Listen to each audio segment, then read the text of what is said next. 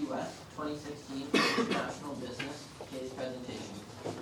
First off, I'd like to say a huge thank you to our judges. We have Gary Vickers from EMCO, Josh Lawson from Scotiabank, Michael Kozar from Federated Cooperatives Limited, Kenneth Coates from Johnson Shoreyama Graduate School of Public Policy, Wayne Brownlee from Potash Corp, and Carolyn Tastad from P&G. Competitors will have a maximum of 20 minutes to present. Immediately following the presentation, judges will have a total of 5 minutes to ask the presenters questions. The volunteer timekeeper will show time cards at various intervals to indicate the remaining time and will stop any speaker who exceeds the maximum time limit. No questions, comments, cell phones, or picture taking will be permitted from the audience at any time. The audience will only be permitted to applaud following the question and answer period. The audience is banned from any material that bears the name or symbol of a competing university, and we ask that the audience exit the room immediately following the question and answer period. So competitors, you may begin when you are ready. With the growth in expenses and increased competition, many airlines these days, they find themselves at a crossroads. And now, in this market, all these airlines are seeking to become the connected airline of the future, to apply the technology that is in today's age and prosper in the long term. And today, we are here to make you that exact airline. Good morning. Mr. McDade, the business development team. My name is Jordan, and joined with me today are my colleagues Erica and Marco. And on behalf of Crossroads Consulting, we are so excited to be here today to bring to you the liftoff strategy. So today, we are here to create a sustainable long-term edge for your company moving forward into the future. Right now, there's a number of issues that you need to consider, and the most prevalent one is the impending bids that are coming up within 3 hours. So this issue will be addressed almost right away. The other issues that we need to consider are the increased amount of competition and the exclusivity decision that you need to make within, again, the next 3 hours. And that all leads us here to the liftoff strategy, where you will eventually achieve excellence by not only becoming that connected airline, but ensuring prosperity in the long-term future for your company. So let's get into a little bit of analysis. Your company is an international company. Based in North America, you operate throughout the entire world. Sorry about that. But being an international company, bribery cannot be accepted. This is imperative. You represent not only your company in North America, but the world as a whole. And if you submit to bribery, what does that mean for your company? What kind of an impact does that show for the consumers of the world? So just keep that in mind. Granite is a global company. Again, bribery is not globally acceptable. So with that, we stress that you do not take these 3 bids that are on the table at this moment, because if you do, you run the risk of so many different things that could happen. There's prison, that it's not even on the table. So we need to make sure that these bids are not even accepted.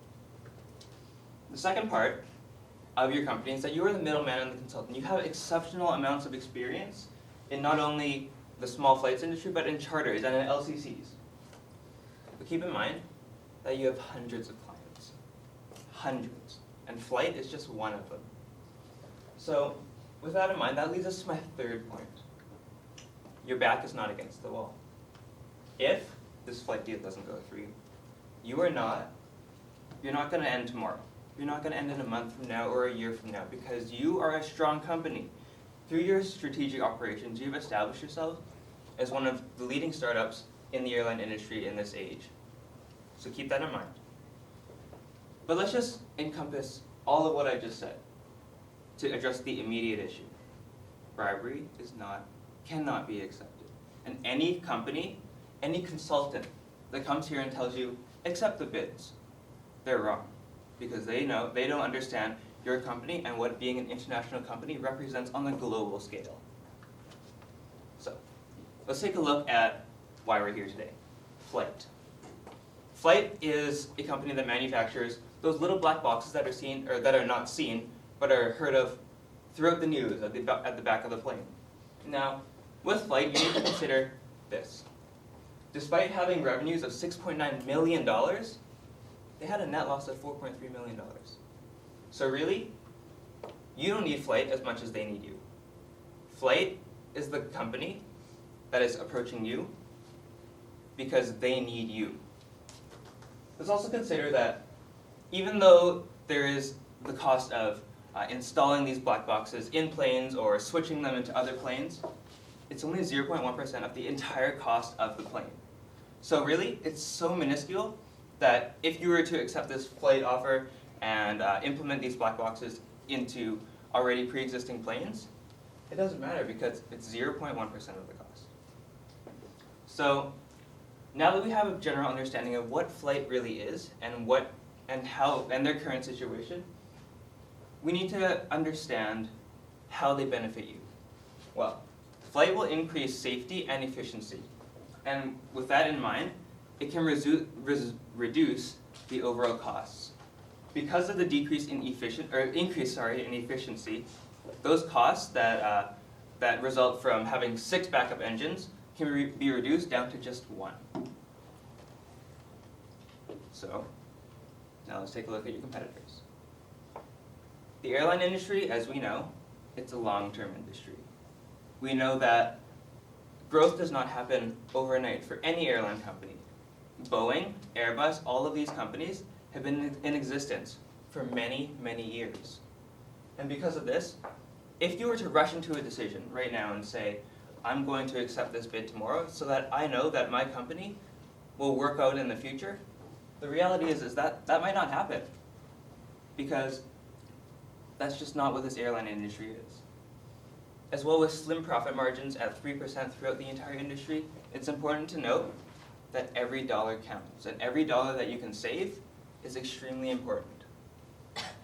So taking a look at your 2 largest competitors, Honeywell and L3. Both of these companies create these LCCs using solid-state drivers. So that means that there are very few moving parts, and really it doesn't offer the same type of equipment that flight does. So right away, if you were to go into this flight deal, you know that you already have a competitive advantage over both Honeywell and L3. You're competing against these big shots, the companies that have contracts with Boeing, that have contracts with Airbus. And your company, a small, relatively new company that deals specifically with charters, is already up there. You can have your name right out the door immediately almost. So, now before we get into anything further, I want to go through a few financials of if hypothetically a company has 10 planes. With 10 planes, you can assume there would be two pilots, a co-pilot and a regular pilot, as well as 2 flight attendants, just for example.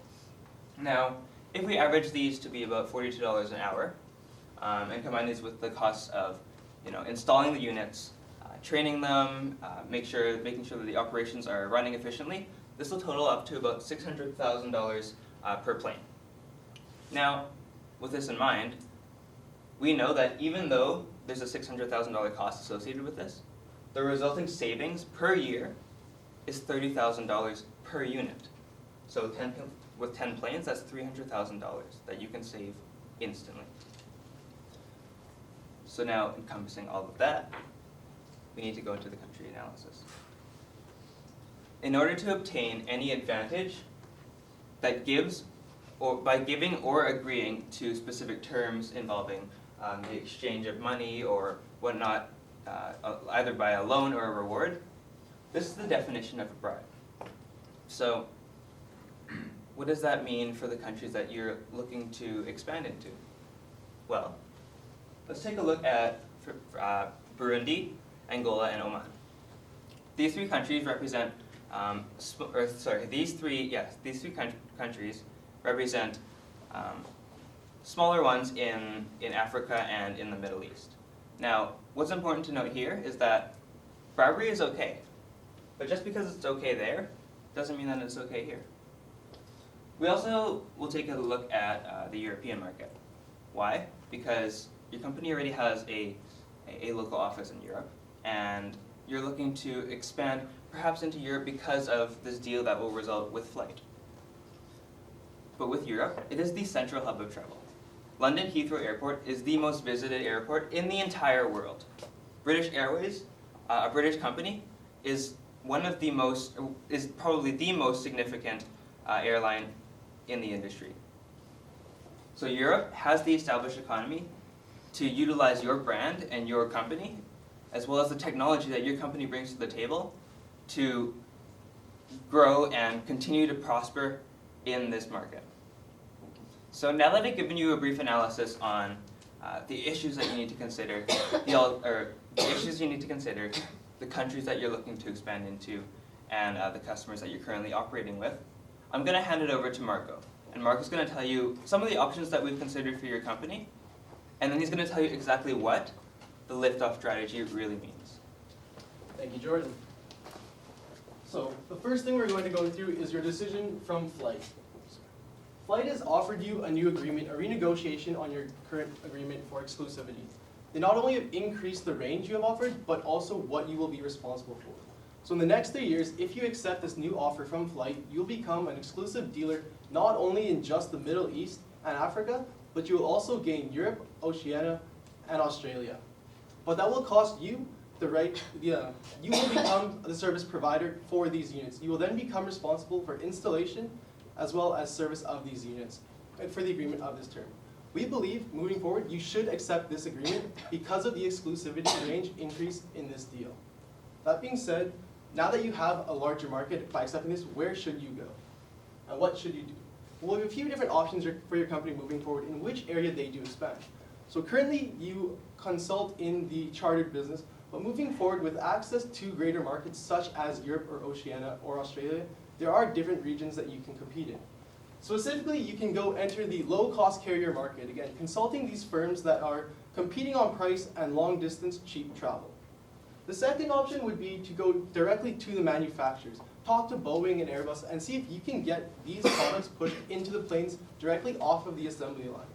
Because of this new agreement, you will be in charge of sales, so you'll be looking to drum up sales of the flight directly to the people that are going to be using this. And the third option would be to go through chartered planes.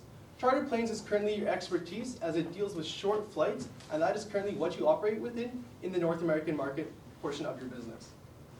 So that being said, we believe that you should stick with what you know, the chartered flight business. That is currently where you operate in North America, and by signing this exclusivity agreement, you can enter the chartered market in the well-developed market of chartered flights in not only Europe, Oceania, but as well as Australia. This will allow you to leverage your expertise in the chartered industry while growing in a new market to you guys. You currently do not have a large market in Europe, and by having this exclusive technology with this flight agreement, we believe you will have a competitive advantage to go after new contracts in the chartered flight business in Europe, Australia, and Oceania with this agreement. So what is the liftoff strategy? What does this recommendation really mean for your company, and how does it allow you to achieve excellence? Well, it comes down to 3 steps. As my colleague Jordan has already said, it starts with you not submitting those bids. The gray language of those facilitation payments in those 3 bids makes it highly risky for your company. You'll be risking your entire company's reputation on the possibility of paying 3 bribes that will bankrupt your business, as it ruins your reputation that you leverage in all other components of your business. So we believe that that is where you start, by not submitting those bids because you cannot confirm that those are in fact not bribes. The second will be accepting that exclusivity agreement. The main reason we want you to accept that exclusivity agreement is 2 things. 1, the 3-year term that will allow you to push these products exclusively in these markets, and 2, the access to Europe and Oceania. These are the 2 highlighted markets that we believe will allow you to create the most growth, as they are relatively mature, but have short distance flights with short island hopping or European hopping and travel, which is what Flight excels in. That is their distinguishing market characteristic, and that is what you will be able to sell in these mature flight markets. And so the second part is exactly where. So why Europe? Europe is a well-developed flight market where short travel is key for chartered businesses. Business happens all across Europe, and people take these short flights from country to country, and those are the companies that you'll be targeting. You'll be targeting them with 2 key benefits. One is a more accurate tracking software that will allow them to have a competitive advantage over their competitors through the use of more accurate and more reliable servicing and less downtime. And 2 is The European Union is pushing towards flight regulation on these transponders, making all chartered flights have to have a global positioning satellite, which is something that Flight does as well, and is one of the main competitors in this industry. So you'll be signing up with Flight early and entering the market before that regulation passes. The second place to grow will be Oceania. Oceania is another market we've defined as a place where you can create growth due to the nature of their flight business. Again, it does need to be connected because Oceania does not have conventional technology, so GPS excels better than the standard solid-state drive transponders, and their flight market is similar to the short hopping of Europe, allowing you to push these contracts to the chartered flights where this happens. So now that I've told you exactly what the liftoff strategy is, my colleague Erica will tell you exactly how you're going to do this and how you will exceed and achieve excellence in the future. Thank you, Marco. So now that we've established why this is the right strategy for your company to take moving forward, I'm going to tell you how we can actually accomplish this. So as Marco mentioned, the first step is going to be to take that exclusivity agreement. So we believe that this will take a couple months to negotiate and get the papers drawn up to be an agreement that both parties are happy with. Some points that we want to make sure are included in this agreement include a guarantee of Europe, the Middle East, Oceania, and Africa, as well as specifying which countries are involved in those regions so that we know exactly what size of a market we're looking at moving forward. In Africa alone, in those three original agreements you were looking at, there was 8,500 potential customers over the next 5 years. We believe that in Europe, with the population density the way it is and the demand for travel, this number is only going to be higher, if not double what is in Africa right now. The other thing that we would really like to look at is the subsidy that Flight has offered your company. So they've offered $4,500 per unit in subsidy for your company to take over training and installation. That sounds wonderful. However, the amount of units that you would need to sell to actually cover all of your training expenses is a little bit risky, considering Flight only sold around 150 units last year. So assuming that we can sell 120 this year because you won't be selling the whole calendar year, we believe that you should negotiate for the subsidy to increase, at least for the first 60 units, to cover those training costs out the gate and reduce the risk that your company is exposing yourselves to by taking those training and installation costs on for yourself. Just some costs here. So without that subsidy, your profit margin on those 120 units is only around 4%. And with the subsidy, it jumps up to 14% overall with that additional gap in pricing and just increasing our ability to cover our own costs. So in the short term, so in the next 2 years, as Marco mentioned, we believe that you should be moving into Europe. So the reason for this, again, is because of the high frequency of flights and the short distances. Flight technology allows companies more accurate tracking and reduces the time it takes on flight. You were provided us with an example that if you can save 2 minutes per flight, assuming 180 flights a year, assuming 10 flights a day all year, it'll be around 180 hours savings in total for one charter company. That translates to massive amount of savings, not only in staff, in personnel, in fuel, in parking at the airport. All these expenses can be reduced by saving that time. So these companies definitely have a benefit involved. And again, in Oceania and Europe, the hopping around in the frequent flights makes this time even more valuable. So our goal is to find, so the first step actually in going to Europe is we need to do some research. So we need to assign one of your consultants to actually conducting this research on the ground and determining where these charter hubs are located. So for example, as Jordan mentioned and Marco mentioned, London is one of these key areas. Another one would be Scandinavia, maybe Stockholm. They have companies such as Novo Air that exclusively charter Scandinavian customers to hot locations, and they're willing to pay a premium for that service so they don't have to make connecting flights. So there are companies out there that cater to the more wealthier clients that you can definitely target. In the long term, as Marco mentioned, we'll be moving into Oceania and the Middle East eventually. So some risks that we can look at moving forward would be if we can't sell enough units to cover the training costs. So we believe that this subsidy is going to go a long ways in mitigating this risk. Another risk would be if flight backs setbacks of working with your company.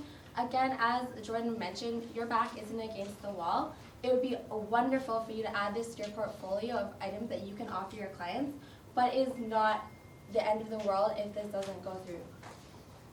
Another risk that's not on here is the cultural clash. So trying to reach out to these different countries in Europe that all speak different languages, they're all approached in different ways. How can you mitigate that as a company?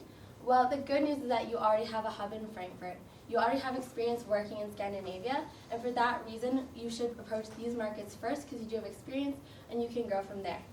In our world today that is as globalized as it is, most people speak English, and while there will be some learning curve, we believe it's going to be less than had you moved into the Middle East or Africa, for example. So in conclusion, how can your company achieve excellence? We believe the liftoff strategy is the way for you to do this. You are going to be able to not only achieve sustainable growth, but you're going to be able to provide a service to your clients, an honest, reliable service that is not going to be bogged down by bribery or mistrust. So ultimately, we believe that you should implement the liftoff strategy to achieve excellence, and we now open the floor to questions.